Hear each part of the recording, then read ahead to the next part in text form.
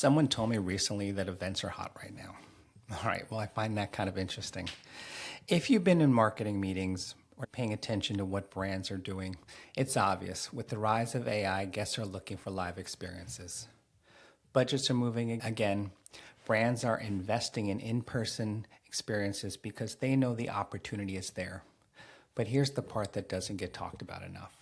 Just because you execute an event, that does not mean it's effective.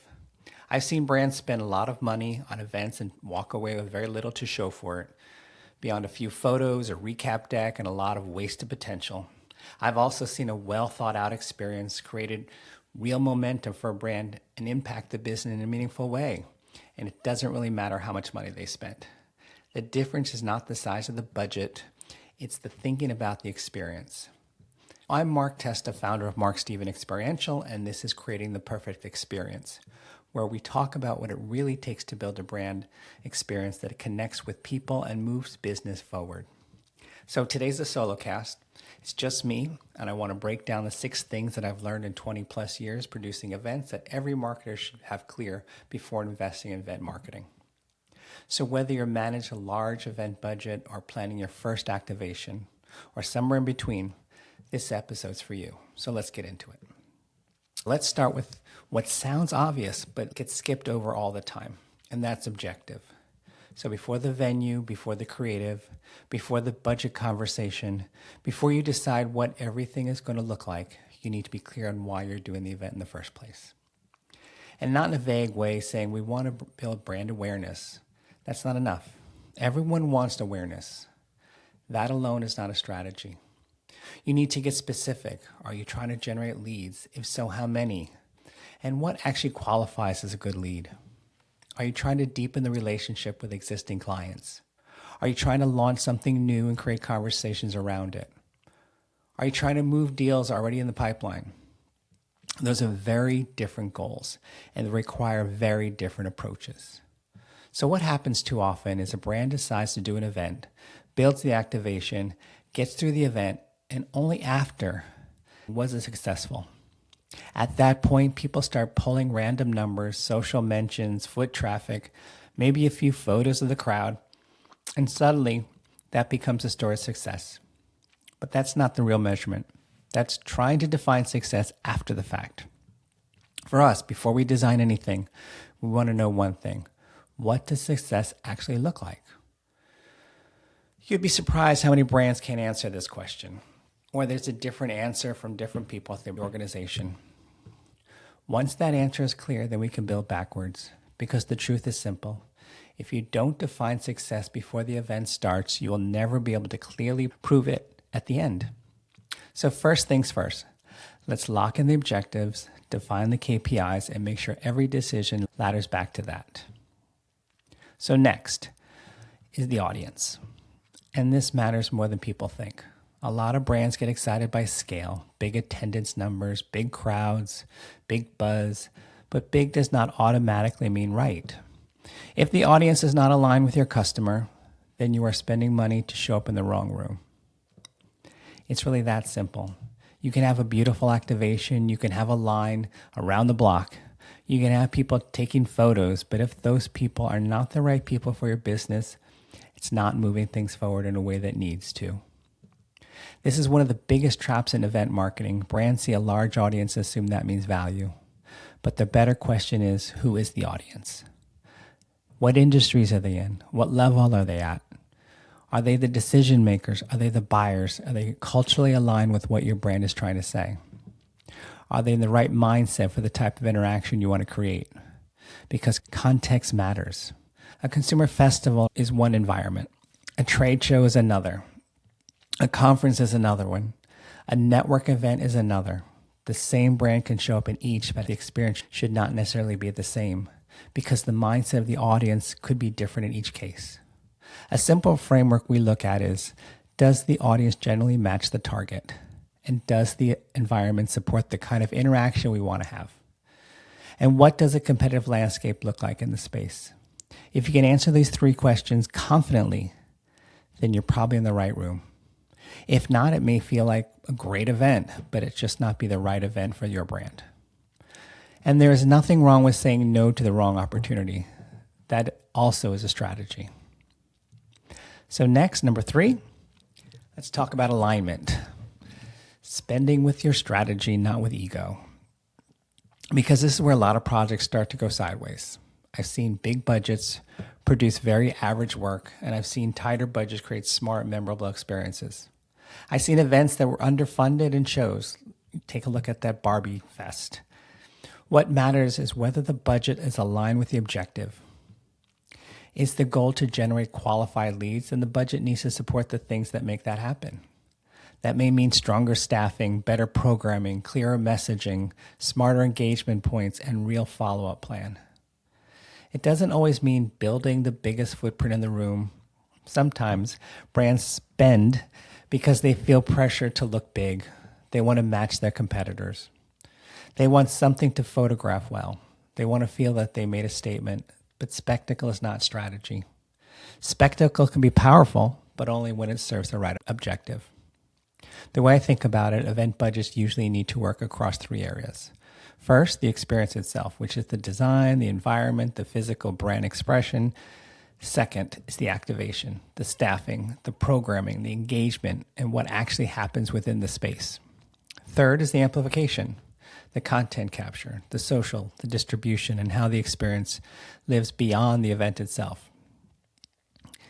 Too often, brands overinvest in the first part because it's the most visible, and underinvest in the third and second, which are often the things that determine whether the event is actually performing. So when you look at a budget, ask yourself this: if we reduce this line item, does it materially affect our ability to achieve the objective? If the answer is yes, protect it. If not, reallocate it and put it somewhere that works harder. Your budget should reflect your strategy, not the ego. Next, experience over logistics. This is one of the big ones for us because there's a major difference between producing an event and designing an experience.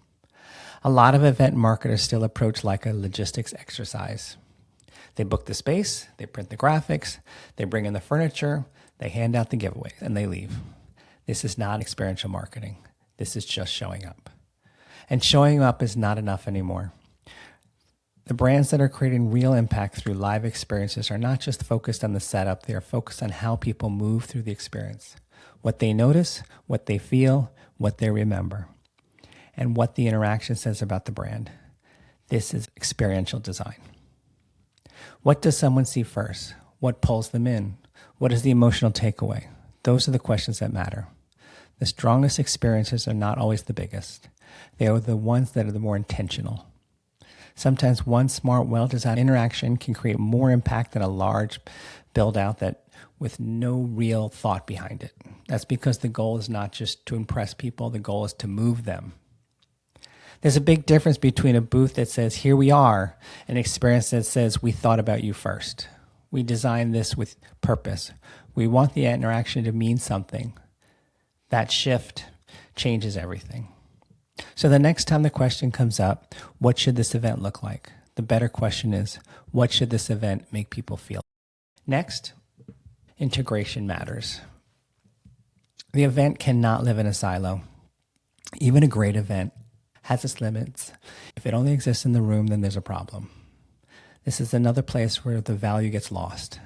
An event should not be treated like a standalone tactic. It should be part of a larger marketing ecosystem. Your live experience should feed your content, your social strategy, your PR, your email marketing, your sales conversions, everything. Before the event, you should build out that anticipation. Why should people care? Why should they show up? What are you giving them access to? There should be a real content capture strategy in place, not an afterthought. Not, well, we'll get some photos. When live experiences are captured well, they can become some of the most powerful content a brand can create. Real interaction, real engagement, real energy. Think of the event as the source and the rest of your marketing as the distribution network. If the source is strong, but the distribution is weak, the impact stays trapped in the room. Lastly, follow-up. This is where ROI is really determined. This may be the most important point of all. The event itself is not where the return on investment fully lives. The event creates the opening. It creates the connection. It creates emotion. It creates interest. But the follow-through is what determines whether any of this turns into business value. And this is where so many brands drop the ball.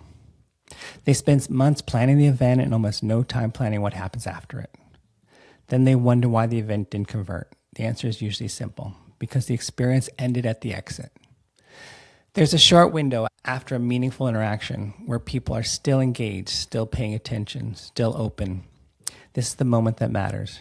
Your follow-up needs to be timely. It needs to be personal, and it needs to be valuable. Not a generic, great meeting you email, but something a little more real. Something connected to the actual conversation. Something that shows your team was paying attention. That means your team should be documenting interactions properly while the event is happening. What happens on the same day? What happens within the 48 hours? What happens over the 2 weeks? What content gets sent?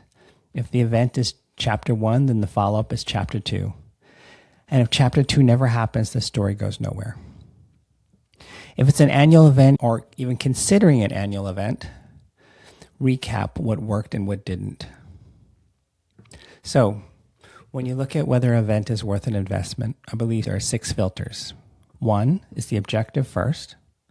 Define the success before you spend the money. 2, audience alignment. Make sure you're in the right room. 3 is the budget alignment. Every dollar should serve the strategy. 4, experience design over logistics. Don't just show up. Create something meaningful. 5, integration. Make sure the event connects to the rest of your marketing. 6, follow through. The value is shaped by what happens after the doors close. If you want a useful exercise, look at the last event your brand invested in and run it through those 6 filters honestly, because there's almost always an opportunity. That's what we focus on here. Finding the opportunity, shaping it with intention, and turning it into something that actually matters. I'm Mark Testa, and this is Creating the Perfect Experience. See you in the next episode. Thank you for listening. Be sure to sign up for our email newsletter at markstevenagency.com and subscribe and comment on your favorite podcast app. This is Creating the Perfect Experience, where passion meets inspiration.